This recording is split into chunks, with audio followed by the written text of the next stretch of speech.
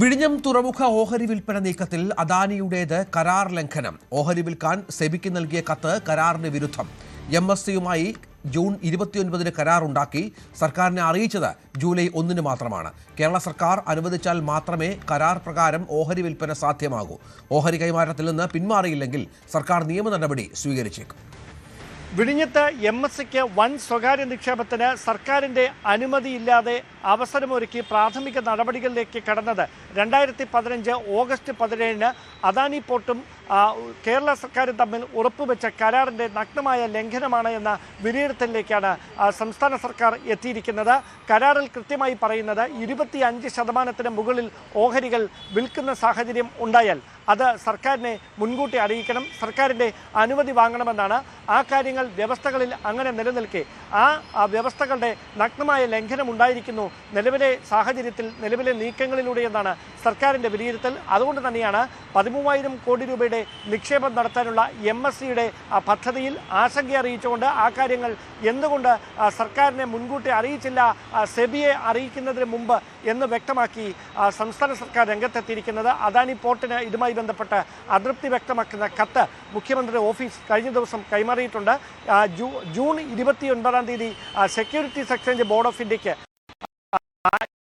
ബന്ധപ്പെട്ട വിവരങ്ങൾ കൈമാറിയ ശേഷം ജൂലൈ 1-ാം തീയതി, അതായത് 2 ദിവസം മുമ്പ് മാത്രമാണ് സർക്കാരിന് ഇത് സംബന്ധിച്ച ഔദ്യോഗികമായ വിവരങ്ങൾ അദാനി പോർട്ട് കൈമാറിയത്.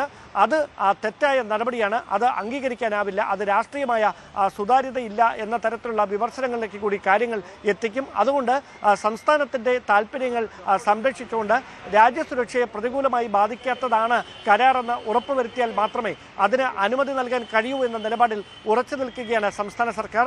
അതുമായി ബന്ധപ്പെട്ട പ്രാദേശികമായി ഉയർന്നു വരാനിടയുള്ള എതിർപ്പുകൾ, പാരിസ്ഥിതിക പ്രശ്നങ്ങൾ, അതായത് തീരശോഷണം ഉൾപ്പെടെയുള്ള പാരിസ്ഥിതിക പ്രശ്നങ്ങൾ, ഇതടക്കമുണ്ടാക്കാനിടയുള്ള ആശങ്കകൾക്ക് പരിഹാരം കണ്ടുകൊണ്ട് മാത്രമേ ഈ പദ്ധതിക്ക് അനുമതി നൽകാൻ കഴിയൂവെന്നാണ് സർക്കാർ നിലപാട്. അതിനിടെയാണ് രാഷ്ട്രീയമായും പ്രതിപക്ഷവും ഭരണപക്ഷത്തിലെ തന്നെ ഒരു വിഭാഗവും വിമർശനം ഉന്നയിച്ചുകൊണ്ട് രംഗത്തെത്തുന്ന സാഹചര്യം ഉണ്ടായിരിക്കുന്നത്.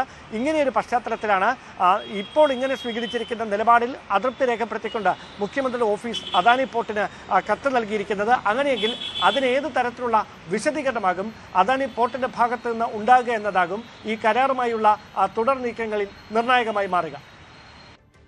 മുഖ്യമന്ത്രി VD സതീശന് വെല്ലുവിളിയായി ഭരണകാര്യങ്ങളിൽ പാർട്ടിക്കുള്ളിൽ നിന്നുള്ള വിയോജിപ്പുകൾ.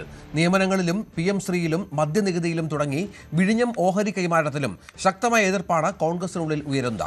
KC വേണുഗോപാലും അദ്ദേഹത്തിന്റെ പക്ഷവും പ്രതിപക്ഷത്തെക്കാൾ ജാഗ്രതയോടെയാണ് മുഖ്യമന്ത്രിയുടെ ഓരോ നീക്കങ്ങളും നിരീക്ഷിക്കുന്നത്. കോൺഗ്രസ് സർക്കാരുകൾ കേരളം ഭരിക്കുമ്പോൾ എക്കാലവും പ്രതിപക്ഷത്തെക്കാൾ ശക്തമായ ഒരു പ്രതിപക്ഷം പാർട്ടിക്കുള്ളിൽ രൂപപ്പെടാറുണ്ട്. VD സതീശനും അതിൽ വ്യത്യസ്തനാകില്ല എന്ന സൂചനകളാണ് ഈ ഭരണത്തിൻ്റെ ആദ്യ ആഴ്ചകളിൽ ഉണ്ടാകുന്നത്. ഓരോ വിഷയം ഉയർന്നു വരുമ്പോഴും പ്രതിപക്ഷത്തെക്കാൾ മുൻപിൽ അതിൽ പ്രതികരിക്കാനും ഇടപെടാനും KC വേണുഗോപാൽ പക്ഷം ഇപ്പോൾ ഉണ്ട് എന്നുള്ളതാണ് ഏറ്റവും ശ്രദ്ധേയമായ കാര്യം. ചിലപ്പോഴൊക്കെ അത് പരോക്ഷമാകാം, പലപ്പോഴും പ്രത്യക്ഷത്തിലുമാണ്.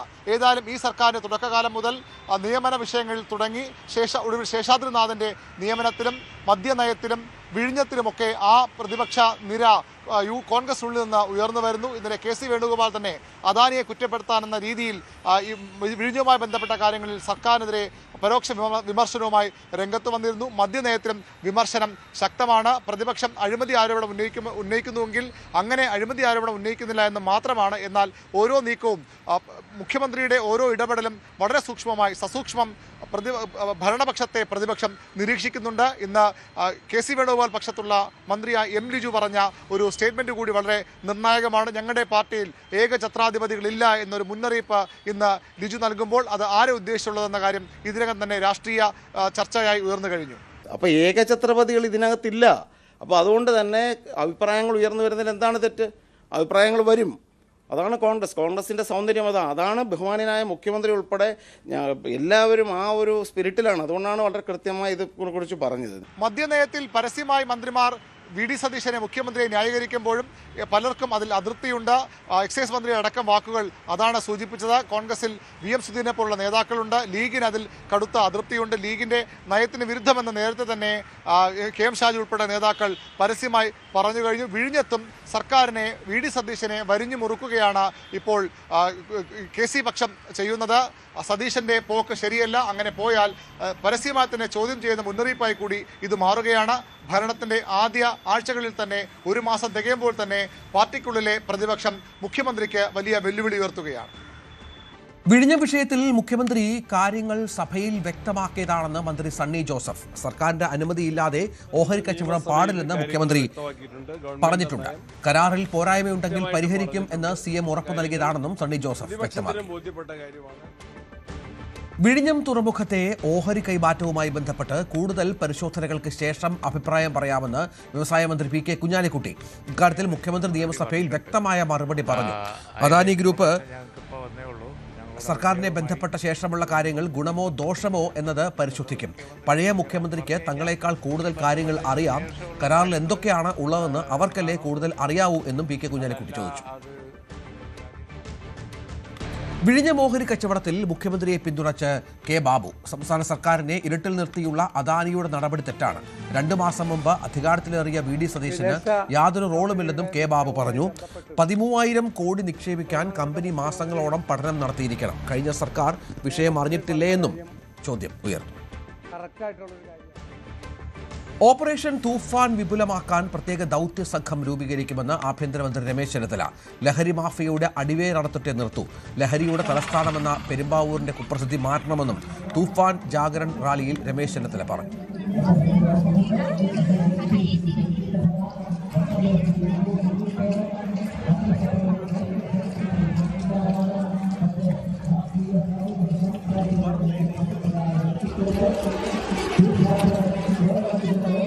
പോലീസ് അവരുടെ ഓരോരുത്തരുടെയും പിന്നിലുണ്ട് എന്ന് ഞാൻ അവരെ ഓർമ്മിപ്പിക്കാൻ ആഗ്രഹിക്കുകയാണ്.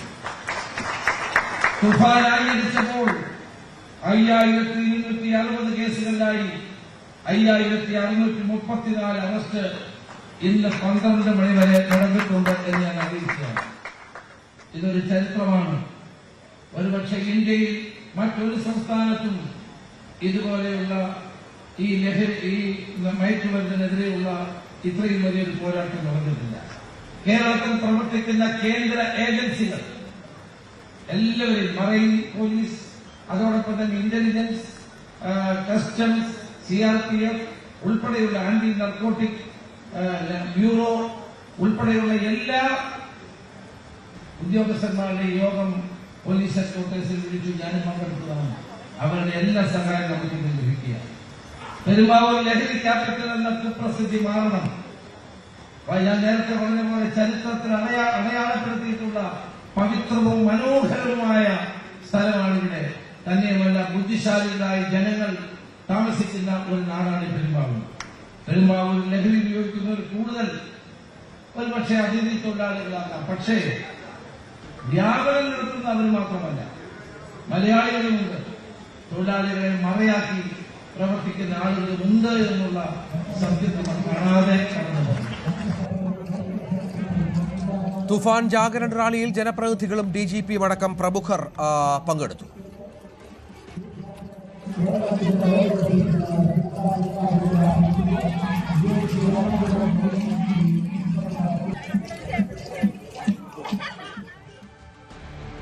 കൊല്ലത്തിൽ വൻ ലഹരി മരുന്ന് വേട്ട. അയത്തിൽ 2-ാം നമ്പർ ജംഗ്ഷൻ സമീപത്തെ വീട്ടിൽ നിന്ന് 22.48 ഗ്രാം MDMA പിടിച്ചു.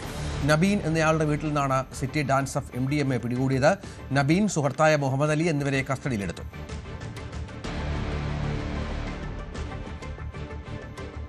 K. സുധാകരൻ പങ്കെടുത്ത ഗുണ്ടായോഗത്തിൽ വിശദീകരണവുമായി മന്ത്രി സണ്ണി ജോസഫ്. സുധാകരൻ അങ്ങനെ ഒരു മീറ്റിംഗ് വിളിക്കുമെന്ന് കരുതുന്നില്ല. ആരോ അദ്ദേഹത്തെ പോയി കണ്ടതാണെന്നും മന്ത്രി പറഞ്ഞു. തൂഫാനുമായി ബന്ധപ്പെട്ട മീറ്റിംഗ് ആണോ നടന്നത് എന്ന് പരിശോധിക്കേണ്ടതുണ്ടെന്നും മന്ത്രി പറഞ്ഞു. വീര്യം കുറഞ്ഞ മദ്യത്തിൽ തീരുമാനം പുതുക്കിയ മദ്യനയത്തിനു ശേഷം മാത്രമെന്ന് എക്സൈസ് മന്ത്രി M. ലിജു. മദ്യം വിൽക്കണമെങ്കിൽ എക്സൈസിന്റെ അനുമതി ആവശ്യമാണ്. മദ്യം വാങ്ങാൻ 23 വയസ്സെന്ന പ്രായപരിധി പാലിക്കപ്പെടണമെന്നും അതിനുള്ള നിർദ്ദേശങ്ങൾ പരിഗണനയിലാണെന്നും മന്ത്രി പറഞ്ഞു. വീര്യം കുറഞ്ഞതും കൂടിയതുമായ മദ്യം വിൽക്കരുത് എന്ന് തന്നെയാണ് ലീഗ് നിലപാടെന്ന് സാദിഖലി ശിഹാബ് തങ്ങൾ. UDF-ൽ ചർച്ച ചെയ്ത് മദ്യനയത്തിൽ തീരുമാനമെടുക്കും. PM ശ്രീയിൽ ജനങ്ങളുടെ ആശങ്ക പരിഹരിച്ചു തന്നെ ആകും മുന്നോട്ട് പോവുക എന്നും ശേഷാദിനാഥന പ്രവർത്തനങ്ങൾ എങ്ങനെ എന്ന് നോക്കട്ടെ എന്നും ഇപ്പോൾ തന്നെ മുൻവിധിയോടെ കാണേണ്ടതില്ലെന്നും സാദിഖലി തങ്ങൾ പറഞ്ഞു.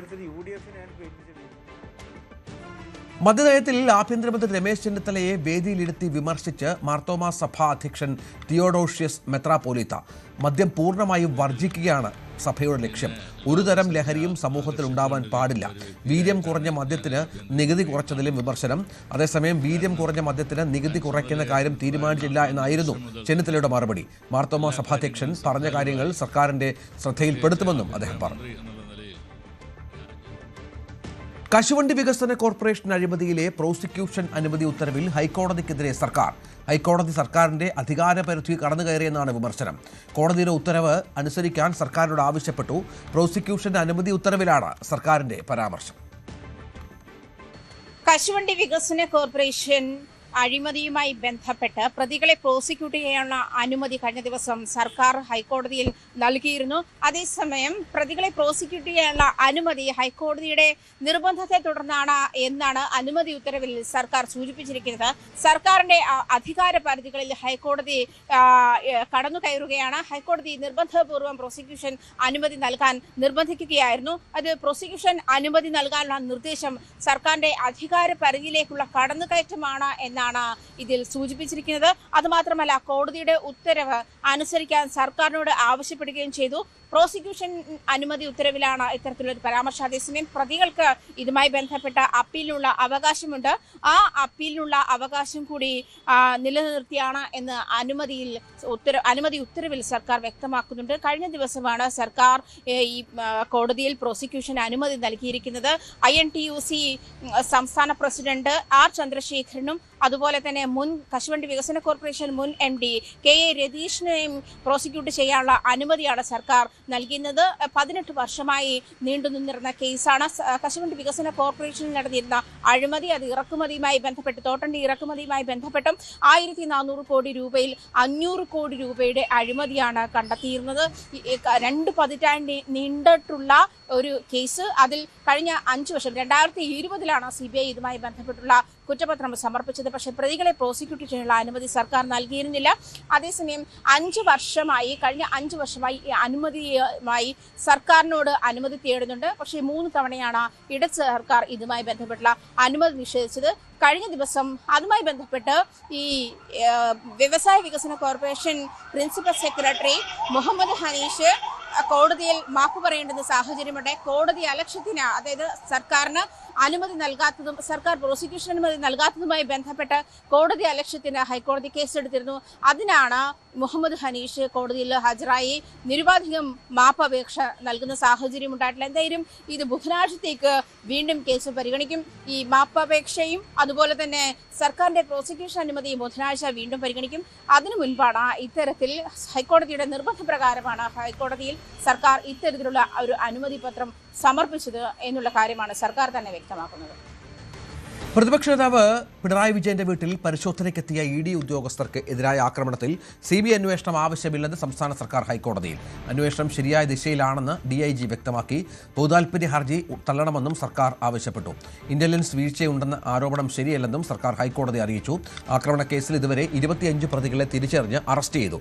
44 സാക്ഷിമൊഴികളും ശാസ്ത്രീയ തെളിവുകളും മാധ്യമ ദൃശ്യങ്ങളും ശേഖരിച്ചുവെന്നും സർക്കാർ അറിയിച്ചു. ഇതിനെ തുടർന്ന് കോടതി CBI അന്വേഷണം വേണ്ട എന്ന് തീരുമാനിച്ചു. ഹർജി തള്ളുകയും ചെയ്തു. ഇടവേള.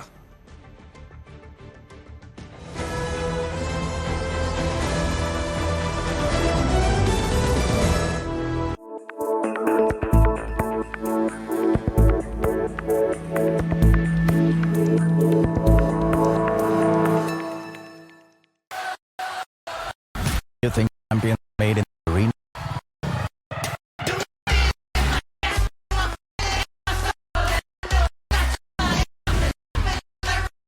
We rise from the street, remember champions.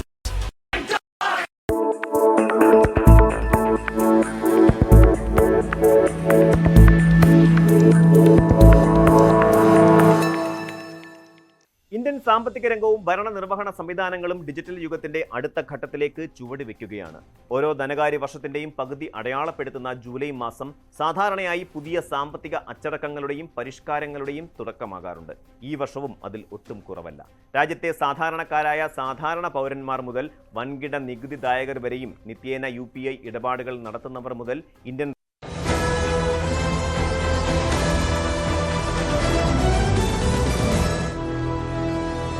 താരസംഘടനയായ അമ്മയിലെ ad hoc committee നിയമനത്തിനെതിരെ മുൻ ഭരണസമിതി അഡ്ഹോക് കമ്മിറ്റിക്ക് നിയമസാധുതയില്ല എന്ന് കാട്ടി കോടതിയെ സമീപിക്കാനാണ് തീരുമാനം. മുൻ ഭാരവാഹികൾ ഓൺലൈൻ വഴി യോഗം ചേർന്നാണ് ഈ തീരുമാനമെടുത്തത്. അതിനിടെ ശ്വേതാ മേനോനെതിരെ നടി ഉഷ ഹസീന രംഗത്തെത്തി. സ്ഥാനമൊഴിയാതെ കടിച്ചു തൂങ്ങാനാണ് ഉദ്ദേശമെങ്കിൽ സംഘടനയിലെ സ്ത്രീകൾ സംഘടിച്ച് അമ്മയുടെ ഓഫീസിൽ സത്യഗ്രഹ സമരം നടത്തുമെന്നാണ് ഫേസ്ബുക്ക് കുറിപ്പ്. അമ്മ ജനറൽ ബോഡിയിൽ തന്നെ അപമാനിച്ചതിന് തെളിവുകളുണ്ടെന്ന് ശ്വേതാ മേനോൻ. ഒരു സ്ത്രീയെ 7 മണിക്കൂറോളം സ്റ്റേജിൽ നിർത്തി അശ്ലീല വാക്കുകൾ പറഞ്ഞു. സ്ത്രീകൾക്ക് സംസാരിക്കാൻ പറ്റാത്ത ഒരു സ്ഥാപനമായി അമ്മ മാറിയെന്നും സംഘടനയെ ഓർത്താണ് ഇത്രയും ദിവസം മിണ്ടാതിരുന്നതെന്നും ശ്വേതാ മേനോൻ പറഞ്ഞു. എന്നാൽ സ്ത്രീകൾ അധികാരത്തിലേക്ക് വന്നപ്പോൾ സംഘടന കുളമായി എന്ന പ്രതീതിയാണ് ഉണ്ടായെന്നും രമേശ് പിഷാരടി പറഞ്ഞു. ഇനിയും ഒരു അവസരം നൽകാനാവില്ല. തനിക്ക് രാജിവെക്കാൻ അധികാരമുണ്ട്, പക്ഷേ അധികാരം കൈമാറ്റം ചെയ്യാൻ അധികാരമില്ലെന്നും രമേശ് പിഷാരടി പറഞ്ഞു. ഇരുവരുടെയും സംഭാഷണം പുറത്തുവന്നു. സ്ത്രീകൾക്ക് സംസാരിക്കാൻ പറ്റാത്ത ഒരു സ്ഥാപനമായി അമ്മ മാറിയെന്നാണ് ശ്വേതാ മേനോനും പിഷാരടിയും തമ്മിലുള്ള സംഭാഷണത്തിൽ ശ്വേതാ മേനോൻ പറയുന്നത്. ജനറൽ ബോഡിയിൽ അപമാനിച്ചതിൽ തെളിവുകൾ ഉണ്ടെന്ന് ശ്വേതാ മേനോൻ പിഷാരടിയോട് പറയുന്നു. ഒരു സ്ത്രീയെ 7 മണിക്കൂറോളം സ്റ്റേജിൽ നിർത്തി അശ്ലീല വാക്കുകൾ പറഞ്ഞു. അത് സിദ്ദിഖിനെയും ബാബുരാജ് ഉൾപ്പെടെയുള്ളവരുടെ പേരുകൾ എടുത്തു പറഞ്ഞുകൊണ്ടാണ് ശ്വേതാ മേനോൻ സംസാരിക്കുന്നത്. കണക്കുകൾ അവതരിപ്പിക്കുവാൻ അനുവദിച്ചില്ല. മീറ്റിംഗ് തുടങ്ങിയപ്പോൾ തന്നെ ബാബുരാജ് ബഹളമുണ്ടാക്കി. പല സ്ത്രീകളും തന്നെ വിളിച്ച് ഇങ്ങനെ ഒന്നും സംഭവിക്കാൻ പാടില്ലാത്തതായിരുന്നു, തനിക്കൊന്നും തങ്ങൾക്ക് ഒന്നും പറയാൻ സാധിച്ചിരുന്നില്ല എന്നുകൂടി ശ്വേതാ മേനോനോട് പറഞ്ഞതായും ശ്വേതാ മേനോൻ വ്യക്തമാക്കുന്നുണ്ട്. ഒപ്പം തങ്ങൾക്ക് വേണ്ടി പിന്തുണ ഉണ്ടായിരുന്ന അല്ലെങ്കിൽ തങ്ങളെ പിന്തുണച്ചവരെ സംസാരിക്കാൻ പോലും ബാബുരാജും സിദ്ദിഖും അടക്കമുള്ളവർ സമ്മതിച്ചില്ല. ഈ കണക്കുകൾ അവതരിപ്പിക്കാൻ അല്ലെങ്കിൽ കണക്കുകളെല്ലാം തന്നെ അംഗങ്ങൾക്ക് മുന്നിലേക്ക് നൽകുന്നതിന് വേണ്ടി 43 ദിവസത്തെ സമയം ആവശ്യപ്പെട്ടു. മോഹൻലാൽ അടക്കം ആ സമയം നൽകാൻ പറഞ്ഞിരുന്നു. പക്ഷേ സിദ്ദിഖ് ഇടപെട്ടാണ് അങ്ങനെ സമയം കൊടുക്കണ്ട എന്ന് പറഞ്ഞത്. എന്തിനാണ് ഒരു കൂട്ടം കുറ്റാരോപിതർ മാത്രം ഇത്രയും വലിയ ബഹളം അമ്മ ജനറൽ ബോഡിയിൽ ഉണ്ടാക്കിയതെന്ന് കൂടി ശ്വേതാ മേനോൻ പിഷാരടിയോട് ചോദിക്കുന്നുണ്ട്. എന്തായാലും സ്ത്രീകൾ വന്നപ്പോൾ സംഘടന കുളമാക്കി എന്ന പ്രതീതിയാണ് പൊതുസമൂഹത്തിന് മുന്നിൽ ഉണ്ടായിരുന്നതെന്നാണ് പിഷാരടി ശ്വേതാ മേനോനോട് പറയുന്നത്. എന്തായാലും കണക്കുകളെല്ലാം തങ്ങൾ കൃത്യമായും വെക്കും. ഇങ്ങനെ ഒരു അഡ്ഹോക് കമ്മിറ്റി രൂപീകരിക്കാനുള്ള അനുവാദം അത് ജനറൽ ബോഡിക്കില്ല. ബൈലോയിൽ അത്തരം കാര്യങ്ങളൊന്നും പറയുന്നില്ല. അങ്ങനെ ഉണ്ടെങ്കിൽ തങ്ങൾ തന്നെ അഡ്ഹോക് കമ്മിറ്റിയായി തുടരുകയാണ് വേണ്ടത്. അതാണ് കീഴ്വഴക്കം. മോഹൻലാൽ സംഘടനയിൽ നിന്ന് മാറിയപ്പോഴും അങ്ങനെ തന്നെയല്ലേ ഉണ്ടായിരുന്നത്? അതെന്തുകൊണ്ടാണ് രണ്ടുപേർക്കും രണ്ട് നീതി എന്നുകൂടി ശ്വേതാ മേനോൻ ചോദിക്കുകയും ചെയ്യുന്നുണ്ട്. എന്തിനാണ് ഈ കുറച്ച് കുറ്റാരോപിതരായ ആൾക്കാർ മാത്രം ഒച്ചയും വിളി ഉണ്ടാക്കിയത്? പിന്നെ കൊല്ലം തുളസി അങ്കിൾ നമുക്ക് വേണ്ടി പറഞ്ഞപ്പോ അങ്കിളുടെ കയ്യിൽ നിന്ന് മൈക്ക് എന്തിനാണ് സിദ്ദിഖ വലിച്ചത്? അനൂപ് ചന്ദ്രൻ എന്തിനാ അടിക്കാൻ പോയത്? എന്തിനാണ് മല്ലിക സുകുമാരൻ ആന്റിന്റെ കയ്യിൽ നിന്ന് മൈക്ക് പിടിച്ചു വലിച്ചത്? മറ്റേ എത്രയോ ഞാൻ ഇനി എത്ര കാണിക്കണം, എത്രയോ കാര്യങ്ങൾ ഞാൻ കാണിച്ചു തരാം. ഇതെന്താണെന്നറിയോ ശരി, ഇതെല്ലാം ശരി പറയുന്ന കാര്യങ്ങളൊന്നും എനിക്ക് ഉത്തരം അറിയാവുന്നതോ പറയാവുന്നതോ അല്ല. ഞാൻ പിഷുവിനോട് ഞാൻ പറഞ്ഞു തീർന്നില്ല. ഉത്തരം പറയാറില്ല, അല്ലെങ്കിൽ അറിഞ്ഞ നടന്നത് തെറ്റാണ്. അത് നടന്നത് തെറ്റാണ്, ഞാൻ സമ്മതിച്ചു.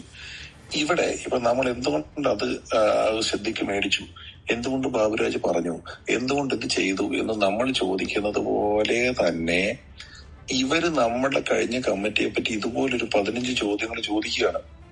അതിനിടയിൽ നടി ഉഷ ഹസീന ഒരു ഫേസ്ബുക്ക് പോസ്റ്റുമായി രംഗത്തെത്തി. ശ്വേതാ മേനോന് താക്കീത് നൽകിക്കൊണ്ടാണ് ഉഷ ഹസീനയുടെ ഫേസ്ബുക്ക് പോസ്റ്റ്.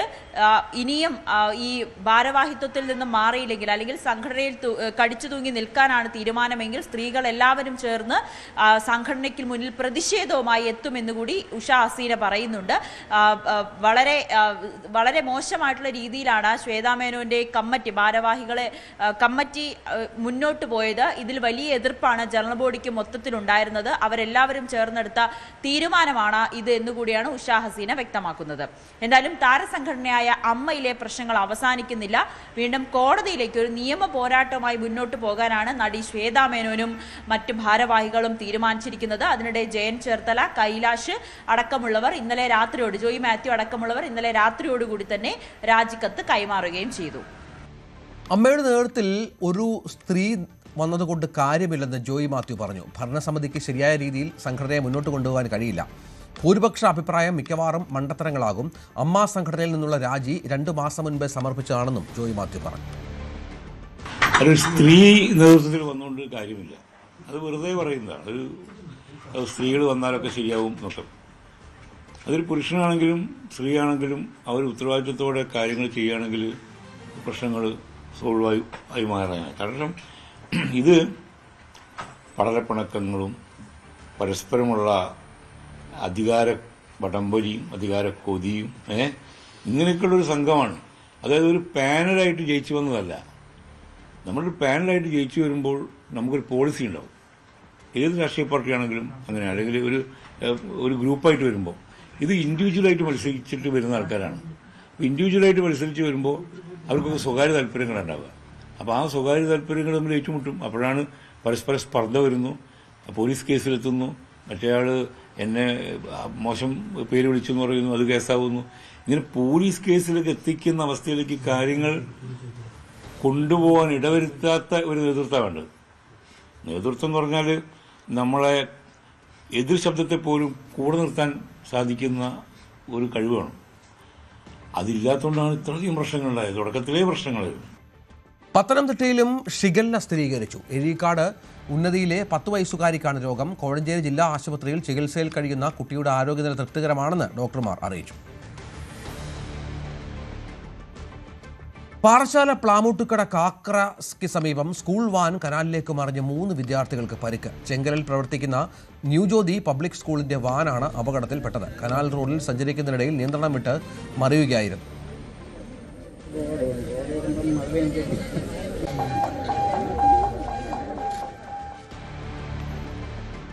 മെസ്സിപ്പട ഒരുങ്ങി. ഫുട്ബോൾ ഇൻ അസോസിയേഷൻ വിത്ത് മേത്തർ ഈഗിൾ FC കേരള.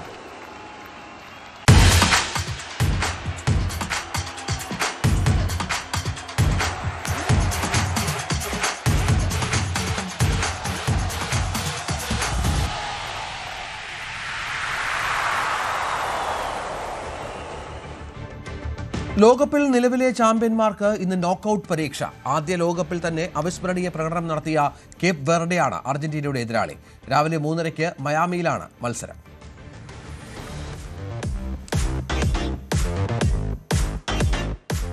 മെസ്സിപ്പട എന്നാൽ അക്ഷരാർത്ഥത്തിൽ മെസ്സിപ്പട. മെസ്സിക്ക് വേണ്ടി ഗോൾ ഒരുക്കാൻ പായുന്ന സംഘം. സ്കലോണിയുടെ തന്ത്രങ്ങൾ തുടങ്ങുന്നത് തന്നെ മെസ്സിയിലാണ്. അർജന്റീനയുടെ വിജയവും അതാണ്. പക്ഷേ മെസ്സിക്കൊരു പൂട്ടിട്ടാൽ എന്താകും എന്ന ചോദ്യത്തിന് അവസാന ഗ്രൂപ്പ് മത്സരത്തിലെ ആദ്യ 60 മിനിറ്റ് എന്നാകും അർജന്റീന ആരാധകരുടെ മറുപടി. നോക്കൌട്ടിൽ കേപ്പ് വെർഡെ എന്ന ദുർബലരെ കിട്ടിയ അർജന്റീന ഭാഗ്യവാന്മാരെന്ന് വിലപിക്കുന്നവർ സത്യം മറച്ചുവെച്ചാണ് വാദിക്കുന്നത്. കേപ്പ് വെർഡെ ഒരു ചെറിയ സംഘമല്ല. സ്പെയിൻ, യുറഗ്വേ, സൗദി ടീമുകളെ പിടിച്ചുകെട്ടിയാണ് വരവ്. ബഹുമാനത്തോടെ മാത്രമേ കേപ്പ് വെർഡെ കാണുകയെന്ന് കോച്ച് ലയണൽ സ്കലോണി തന്നെ പറയുന്നു. Y bueno, el margen ahora se achica, es un encuentro de que el que pierde se vuelve y bueno, lo tenemos en cuenta, pero nos agarra en un buen momento y esto es fútbol, ya sabemos que se están viendo partidos muy parejos, sacando algunos Francia o... 7 വർഷമായി Argentina ഒരു knockout മത്സരത്തിൽ തോൽവി നേരിട്ടിട്ട്. 2019 Copa America സെമിയിൽ ബ്രസീലിനോടായിരുന്നു അവസാന knockout തോൽവി. പിന്നീട് 2 Copa അമേരിക്കയ്ക്കൊപ്പം ലോകകപ്പും ജയിച്ചു. അർജന്റീനയെ goal അടിപ്പിക്കാതെ നോക്കാനുള്ള പരിശ്രമമാകും കേപ്പ് വെർഡെ നടത്തുന്നത്. ഗോൾ കീപ്പർ വൊസീഞ്ഞയും ഡിഫൻഡർമാരും 18 അടവും പയറ്റും. എന്നാൽ ഏത് പൂട്ടും പൊളിക്കുന്ന ഇന്ദ്രജാലക്കാരനാണ് അർജന്റീനയുടെ അമരത്ത്. അതെ, മെസ്സിയെയും മെസ്സിക്കായി അടരാടുന്ന 10 പേരെയുമാണ് കേപ്പ് വെർഡെയ്ക്ക് മറികടക്കേണ്ടത്. World Cup desk, news 18. ഇന്നത്തെ നോക്കൌട്ടിലെ ഇന്നത്തെ ആദ്യ മത്സരത്തിൽ ഓസ്ട്രേലിയ ഈജിപ്തിനെ നേരിടും. പരിക്കേറ്റ മുഹമ്മദ് സലാ ഇന്ന് ആദ്യ 11-ൽ ഉണ്ടായേക്കില്ല. USA ഉൾപ്പെട്ട ഗ്രൂപ്പിൽ നിന്ന് 2ാം സ്ഥാനക്കാരായാണ് ഓസ്ട്രേലിയ എത്തുന്നത്. ഇന്ത്യൻ സമയം രാത്രി 11:30-ക്കാണ് ആർലിംഗ്ടണിൽ മത്സരം. രാവിലെ 7 മണിക്ക് കൊളംബിയയും ഘാനയും ഏറ്റുമുട്ടും. പോർച്ചുഗലിനെ 2ാം സ്ഥാനത്തേക്ക് പിന്തള്ളിയാണ് കൊളംബിയ ഗ്രൂപ്പ് ഘട്ടം പൂർത്തിയാക്കിയത്. ഗ്രൂപ്പ് ഘട്ടത്തിൽ ഇംഗ്ലണ്ടിനും ക്രൊയേഷ്യയ്ക്കും പിന്നിലായി 3ാം സ്ഥാനത്തായിരുന്നു ഘാന.